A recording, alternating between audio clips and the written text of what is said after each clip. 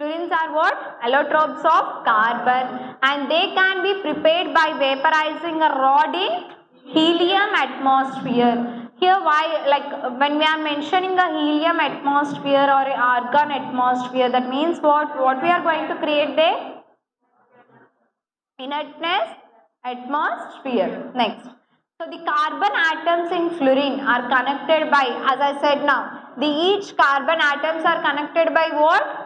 Single and double bonds, and forms a closed mesh type network. Closed mesh type network. And also this shape of fluorine has been a halo spherical or a halo sphere, and you will be calling it as Buckminster fluorine. And also this C60 carbon 60 fluorine has a structure as sugar ball. If you if you Google it, you will be seeing like a black and white color. It will be there. Remember, I think you have seen, but you don't know the name of it. Look, sugar ball. It will be looking similar to the sugar ball. And next, it has a carbon. We have a carbon atoms, right, in benzenes and these things. So the carbons are sp2 hybridized. How the carbons are there?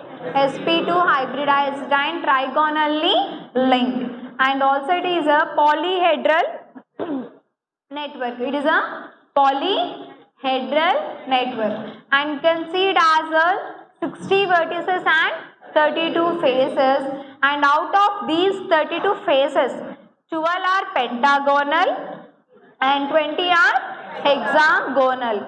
So the 12 will be these pentagonal and 20 will be these hexagonal. If you see the overall structure of the fluorine. Understood? Yes, ma'am? Next.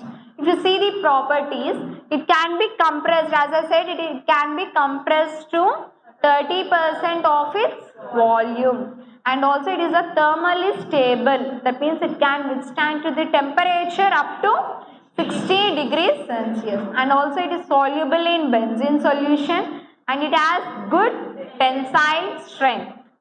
Next.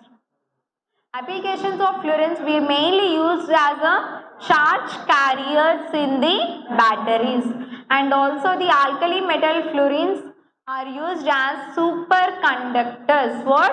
Superconductors. So in our next topics, after the fluorines, we have two topics. Those are nothing but liquid crystal and superconductors. So what is a superconductor? We are going to study detail in our next topic. Okay? You just remember it. They are used as a superconductors.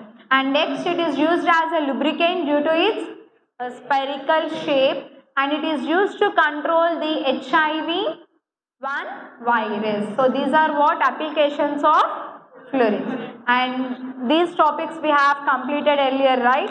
Now we'll move to the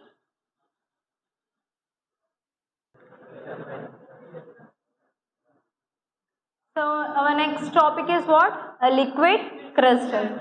So a substance which flow like a liquid but has some degree of orientations in the arrangement of molecules is known as a liquid crystals. So see the arrangement. Come on.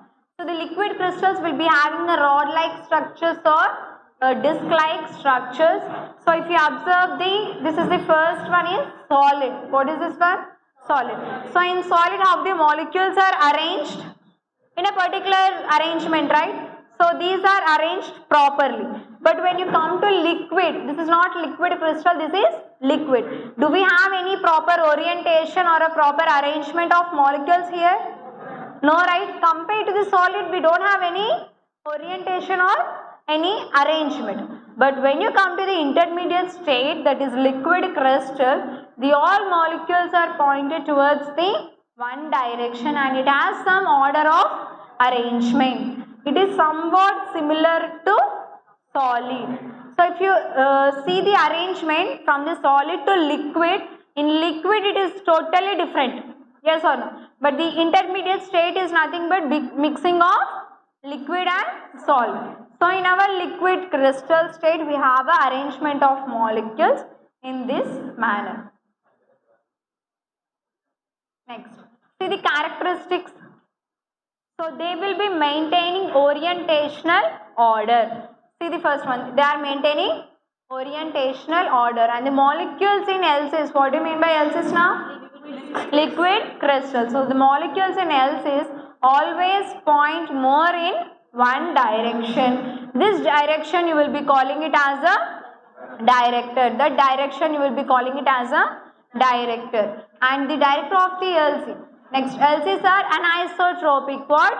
Anisotropic. So what do you mean by anisotropic?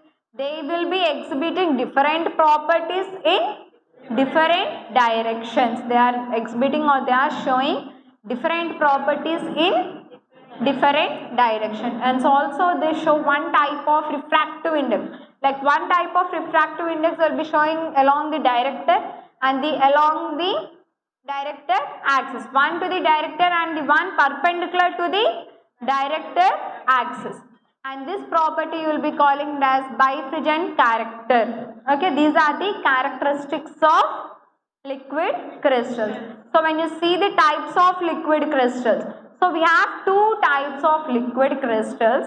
So the first one is what? If the liquid crystal, so we have two cases. If in one case the liquid crystal is temperature dependent, what? Temperature dependent. If our liquid crystals are temperature dependent, then you will be calling it as thermotropic liquid crystal. What? Thermotropic liquid crystal. If the liquid crystals are concentration dependent, what? Concentration dependent, you will be calling it as lyotropic liquid crystals. Understood? We have two types of liquid crystals. One is temperature dependent and concentration dependent. So see the first one, in thermotropic liquid crystals, the transition of a liquid crystal is what? Temperature dependent. And second one, in lyotropic, it is concentration dependent. Remember the formation of micelles? Yes, where did we come across this word? Emulsion suspension or emulsion polymerization? Only emulsion polymerization technique. How we are going to form micelles there? By adding of soap or detergent. So the lyotropic will be coming under this. The formation of micelles when detergent is added to water is an example of formation of lyotropic liquid crystals.